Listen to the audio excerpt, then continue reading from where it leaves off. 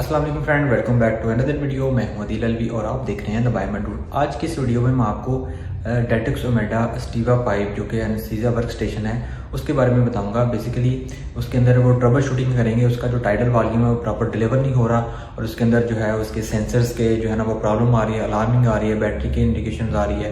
तो ये सारे प्रॉब्लम्स हैं, उसको वन बाय वन करके वो उसको चेक करेंगे और उसको रिजॉल्व करेंगे।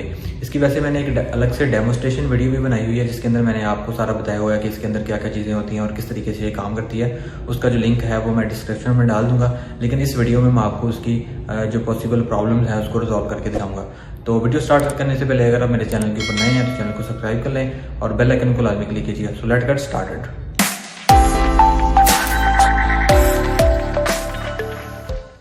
स्टीमो एक मशीन है विद 7900 वेंटिलेटर के साथ है। ओके, उसके अलावा यहाँ से इसको पहले ऑन किया।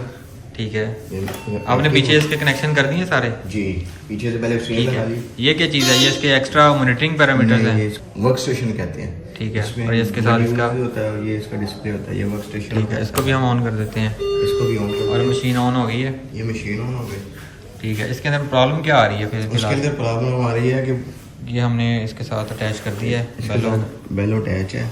इसकी अच्छा। प्रॉब्लम ये आ रही है कि ऑटो सेंसर कह रहा है चेंज का। ठीक और है। दूसरा जब हम इसे ऑन करते हैं तो इसमें ना ये वॉल्यूम का मसला आ रहा है।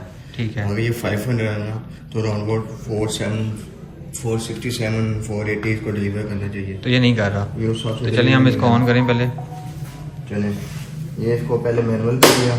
ठीक है, एडजस्ट स्विच टू स्टार्ट। ये देखें मैच किया। ठीक है, तो ये साथ ही देखें वेंटिलेशन में जाएगा अभी। ये देखें, ठीक है।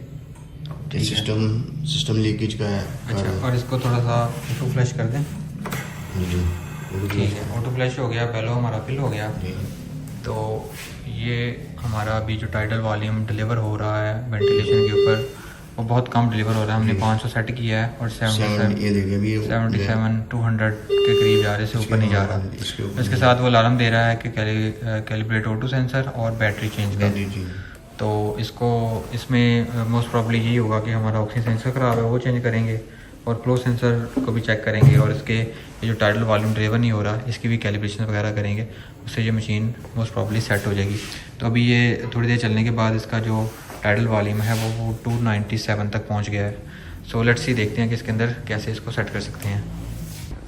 तो मशीन को हमने बंद कर दिया है। अब इसका जो ऑक्सीजन सेंसर है वो बेसिकली ये जो हमारा टैब है ना, ये जो इंस्पायरेशन और एक्सपायरेशन वाला होल लगते हैं यहाँ पे, इसके नीचे इसको खोलते हैं तो यहाँ पे हमारे सामने इसका ऑक्सीजन सेंसर लगा होता है। तो इसकी केबल उतार के इसको बाहर खोल लेंगे तो इसकी जगह पे एक नया जो है वो ऑक्सीजन सेंसर वो इंस्टॉल करेंगे, क्योंकि इसकी कैलिब्रेशन का मसला आ रहा है और ये एक्सपायर हो चुका है। तो इसको हम चेंज करेंगे।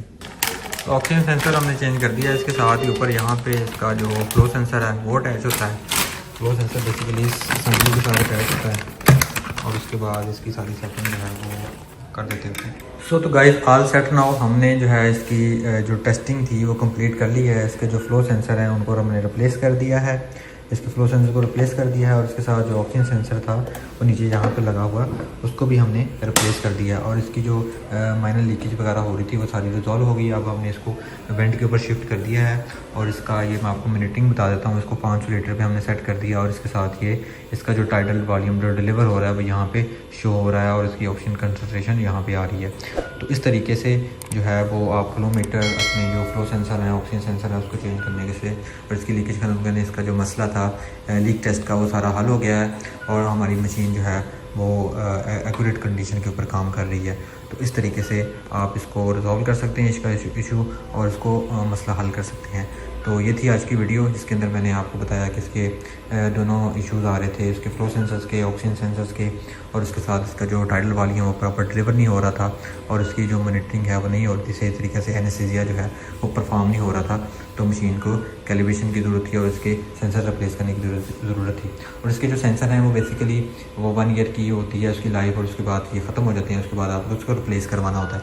इसके साथ ये ऊपर मॉनिटरिंग सिस्टम इंस्टॉल है, साथ में इसके ये मोनीटर है जो कि जी का ही है और इसके साथ ये सारा काम करता है। इसके साथ आप एक्सटर्नल मॉनिटर भी इस्तेमाल कर सकते हैं, अब ये वाला मॉड्यूल भी आप इस्तेमाल कर सकते हैं, जिसके अंदर इसकी मैंने वैसे अलग से एक डेमोस्ट्रेशन कंप्लीट वीडियो बनाई हुई है, जिसके अंदर मैंने बताया है कि इस पूरी मशीन को कैसे ऑपरेट करना है और इसके साथ ये सारे पैरामीटर्स कैसे चलाने हैं।